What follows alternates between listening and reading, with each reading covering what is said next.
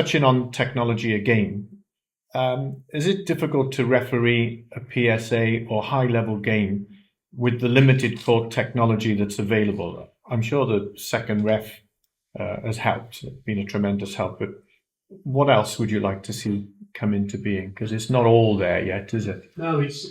I prefer it. I feel very comfortable in that arena because of the technology, the help with the double bounces, and the right to review a rally. But unfortunately, at the moment, we can't check the out lines or when the ball's down. So I know they're looking at top technology at the moment to find a way of detecting it. I know in the past that they've done that, and they had a sensor on the tin, but the sensor kept going off at random times in the rally. There are times on the outlines when on the sidewalls the cameras cover that sometimes, but the cameras don't cover the outline at the top of the court. So that's why they say they can't check those lines. There's also talk of artificial intelligence, AI. They're exploring that at the moment. That's obviously an exciting development. I think it will be used to assist the video ref in the decision-making process. And it's in the very early stages at the moment of just gathering all the intelligence and information at the moment.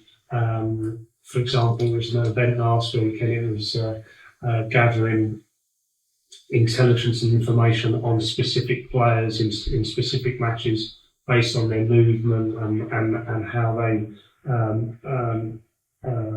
move around the court. But when it came up to decisions, they were completely not quite there yet. No, we had to sort of manually input what the decision was from the referee. So it's still in its infancy. So we're getting there, but just a few more things. I do see the benefits of it. Yeah. For myself and probably Paul, we don't have that technology. The only technology we got is our attention, our eyes, listening, and you do look at the player's body language. Sometimes that can give it away. Thinking about it, and it's only just sprung to mind now, I think, this is a personal opinion, one of the reasons squash has never been in the Olympics, albeit it will be in 2028, is because of the players' attitude on court, having a go at referees. Now, I know they're trying to stamp it out at the moment, because when it gets to the world stage, it's the last thing we want. I believe that in 2028, once the world sees squash again, we might get an influx of players, and we really, really need that. So they have to start learning to listen to the referee and go with his decision. I might touch on that a little bit later. The question then, what changes would you like to see in how referees are supported, trained, or recognised within the sport? Continuous assessment. I've always seen it. You need to be measured because things creep in, don't they? I get assessed riding motorbikes quite regularly because your bad habits, if they're not pulled back in line, they develop into worse. Sure. Are you assessed at the moment then? Do you get assessed periodically? I am. I have been assessed for quite a while because I sort of dare I say come off go to the European stuff from the Commonwealth Games as the last big tournament and stuff. So from that side of it, I sort of just get on with my experience here, and I'm sure Jason might be on the next course saying, something going on, which is fair enough. And I think, well, my parameters are perhaps creeping out slowly. I recently had my eyes done, which is a massive joke. You admit that on camera, yeah. He was blind. Multifocal implants, right, which is great, right? The only difference is I no longer have to wear glasses. And when I started wearing glasses, one of the players' dads said, I didn't know you wore glasses. I said, I just started wearing them now. I said, do you know what? I can actually see the ball. Oh. Which was quite funny because we had a good sort of ball between us. But it was quite true, actually. I thought, God, I can actually see this ball in front now. Whereas before, it's like, it wasn't a calculated guess, but you could see the downs fair enough, but marginal stuff was started to become a fuzzy area. Like, but of course, once I let the eyes are put right, Fine. it's apparent all the time then. But being So, assessed, you think would be I think is the way would be a forward, beneficial yeah. thing, Chris? Because I'm in two minds about that, and I spoke to Jason about this the other day. I was assessed last year, 2023 was my last assessment. I mentioned it earlier on, it didn't go well or to plan. I think assessments are fine, but just not the format they do it. So my assessment was one world referee behind my left shoulder and an up-and-coming world referee also assessing me. It's tough enough trying to referee a top-quality match with top players. But someone looking over your shoulder. Yeah, I don't believe it should be done like that because afterwards they'll go through the assessment. In fact, one thing about I'm hoping Jason and will give me assessment if we get an opportunity. But then they're trying to go through everything. Well, at the time, I'm focused on the match. I'm not trying to focus and retain in every decision I've made. Whereas most of the top tournaments, like the British Junior Open and things, they're being video. Let's go in a room, let's look at the video, go through shot by shot or decision. Chris, why did you make that decision? Well, that was my thought process. And they might agree or disagree, but if they do, then they'll give you some mentoring on that. But mentoring is not that simple. Another discussion I had with Jason recently, world referees might have a different idea on how they want it. And so top world referee, Roy Chingel, Welsh guy, he might have one thought process, how he wants you to referee. John Massarella, now the world referee, he'll have a slightly different take on it. And Jason now, because he's one of the newer up-and-coming world referees, he might say, well, Chris, this is my thought process. It's not black and white. But it's not the same across the board then, which makes it very difficult. Would you agree with that? Sometimes I think mixed messages are received because of the subjectivity of the decision making. Just to answer your question, COVID stopped everything down, slowed everything down as far as appraisals were concerned. And then born out of that was the World Squash Officiating website, WSO, where they are making these courses available for referees to watch and learn so that they have an understanding of what the preferred decisions are. They're not always going to be agreed, but what the direction is and what the preferred decisions are, with examples on there to show referees what the current thinking is. Going back to what Chris said about appraisals and what Paul said, yeah, there's nothing more stressful than having someone sat behind you doing an appraisal on you when you're refereeing a match and the two players you're refereeing are not looking at you, they're looking at the appraiser. Especially a difficult match like Chris was saying. Looking at the appraiser as if to say, why on earth is this guy marking my match? So it puts unwanted pressure on the referee. However, that is the tried and tested method, and that will probably continue to do so. What WSO are able to offer now, and again, this is the advent of modern technology, is many more matches are recorded now, are filmed people's mobile phones, and what appraisals can now be done remotely. We've got Squash TV with thousands of matches filmed on there, and there is an ongoing process at the moment where referees are being appraised from a recording of a match that they've done. Yeah, sure. So I've talked to Chris and Paul about this afterwards, but that is certainly one way of overcoming that feeling of having someone sit. It's not appropriate to have someone sat on your shoulder doing that. It can be done another way. Without a doubt. The technology's been around for years where things can be recorded, stop, start, forward, reverse. We need that. You don't need it in a live. There's too much pressure on referees. We don't need it in a live situation. Yeah, without a doubt. That's my personal opinion. I'm going to say I'm slightly different to that because you're definitely different. Definitely. Whoever was there said, get on with it. I'm going to do the best I can here, as I strive to always do.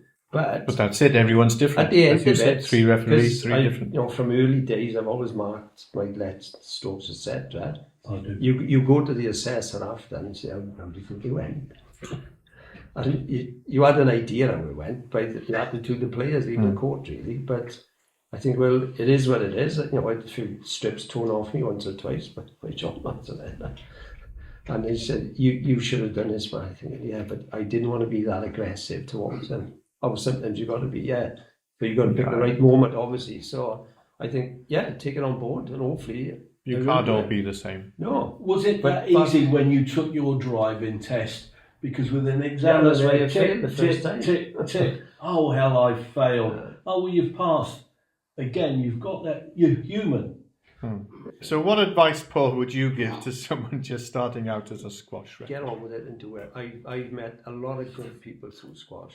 Squash has been good to me since ever since I started playing it. I've met some turn out to be lifelong friends so far, and I just really enjoyed every aspect of it. And I've tried to encourage people, because my sort of take on it in a friendly environment, I call the players by their first names. Now, I do get pulled up on that because they deserve the respect of the higher level referee, and fair enough. But if someone is refereeing a match the first time, they feel a bit over the top, saying Jones versus Thomas, or whatever, when they know both of them as Steve and John. So I think, once you sort of start doing the bigger matches, quarter-finals, a lot of people watching, show your professionalism. We're saying a match between Jones and Thomas, number 2, or whatever. But initially, and you can make stroke the Jones. Yeah. But none of this, like I heard in the club matches, oh, sorry, Steve, that's a stroke the Jones. He made the mistake, not you, like it. So from that side, if it's a little bit more friendly, stepping up, you develop your professionalism as you progress. And that's how I've done it. And I've done matches, one last week. I know both players very well, isn't that right? So quite a good match. But Bledin and John. No, sorry, Bled. Because it's far more relaxed in your own club atmosphere. But once you sit up there, it's... Well, that's different. It's horses for courses, isn't it? Exactly. Yeah. Two girls under 11, Natalie and Susan or whatever. It's not... Because they're going to be nervous anyway, aren't they? Absolutely. You can see they're terrified. It's the first tournament they played in. So you've got to relax those people. So, Jason, what advice would you give to someone just starting out as a squash referee today? I would advise them, if they're serious about squash, I would advise them to get on the WSO website. There is courses on and instructions on the rules of the game. There are clips on there, hundreds of clips on there to watch and learn from, where you can hone your skills as to learning the basic decisions. There's tests, there's questions, and there's so many other resources on there that will help you develop as a referee. If you're a squash player, if you're a budding squash player and you want to learn about the rules, there's a player certificate that you can take, which is again an exam with clips of questions at the end, and that is for $15. Once you pass that you have that certificate for 3 years, and that allows you to play on the World Tour and all the top tournaments in the UK and Europe. But if you're looking to take a level further as a referee, you can also do work your way up the levels, starting at level 0, which is free. Give the basic explanation of the rules with questions at the end, and then you progress up to level 1, which again is, if you complete that would be $15, but that'd be for 1 year's membership. Once you've achieved that, you can then move up to the next level. And that's when the appraisals and evidence to support that you're refereeing and that you're of a suitable standard come into play. There's a ton of information on there that will all help you. It's like a one-stop shop of information that will help develop you as a referee. Do you think it'd be useful for players to be mentored by referees, like for players to sit with referees and Absolutely. and learn a little bit when there's games being played? Oh, yeah. Sorry, I was thinking the question over there. Definitely, I think, because you can converse to them in a lower tone, obviously, and say, do you think that was good? Because they are sat there thinking, what am I doing here? I'm just listening to what you would muttering or whatever. But I think some of the I'd say juniors I've done it with, because I've got to know them over the years, say, right, sit there and let's see what your line of thinking is, certainly on the front backhand side of the court. See your opinion on this thing. I don't know. Of course, my answer is, well, you knew when you were on court 2 minutes ago, didn't you? You knew straight away. And I think, well, just see it from a different perspective, because we all feel robbed of stroke against us. But you think, well, they didn't just make that up. I'll look where I am, because everyone runs away after you've created the interference. So I was nowhere near it. Yeah, but you were. And so I think from our side, the people who want to improve their experience of the game and become better players from it will hopefully welcome it, because it's a learning curve which they're climbing all the time. And if that helps them step a little bit further up. Would you be happy, Chris, mentoring if somebody was sat next to you, or are you too involved in the game? And actually, it naturally goes hand in hand. I've done it with juniors and seniors that sat by the side, and I'll say, what decision would you have made then? Hopefully, it's helped. I think it's easy for us to do that as referees. So, we're doing this as volunteers. Yeah, sure. So it's just good to help. It's just another aspect of helping someone as we help players on the court. Yeah, it certainly wouldn't take my focus off what's going on. No, sure, okay. No. It would be at the right time, and you may have 2 or 3 tight, short rallies that you don't actually say anything. But when something does happen, players want an answer straight away. The ball was good. And I said, it was good or what? I said, no, I'm not sure. I said, well, so what would you have said if the player said, was that ball good? I wasn't sure. I said, okay, yes. So I'm unsure, yes, let. Well, but your opponent's appealed and I'm unsure, so it's a let ball. It might give them a little bit more confidence, isn't it, if they're sat with you as well. And what would you say then to encourage any lady or gentleman to become a referee? Do you think you need to be a particular age to be a referee? Does it, have you got to be over 16? Could you do it between a certain, and as experience, do you need to play squash as well, do you think? My experience of that is, as the age groups play one behind the other in tournaments, you may have under 13 boys playing, next match on is under 15, winners expected to mark the next game. They can deal that, I think, but when you've got an under 11 girl going to perhaps an under 17 boys match, you think, that's a bit unkind, that is. But there are some players out there who just do it.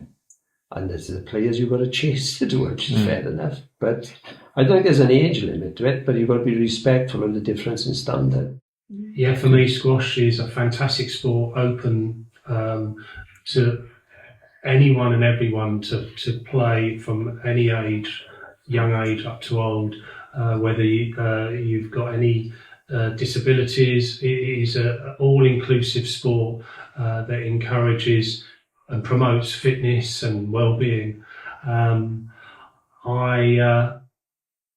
As both these guys said, my journey as a referee and as a squash player and as a squash club member, I've met most amazing people playing this sport. The camaraderie that we have as referees off the court is fantastic. We support each other really well. But that goes the same when you're in a junior team playing together. If you find yourself in a ladies club playing, and up to team squash in the evening, there's team squash going on every night of the week in Wales, and is a fantastic network of squash. And if you're interested, all you have to do is get on the website and go Yes, find well, a court and play. Fabulous. Well, thank you all very much. Thank you.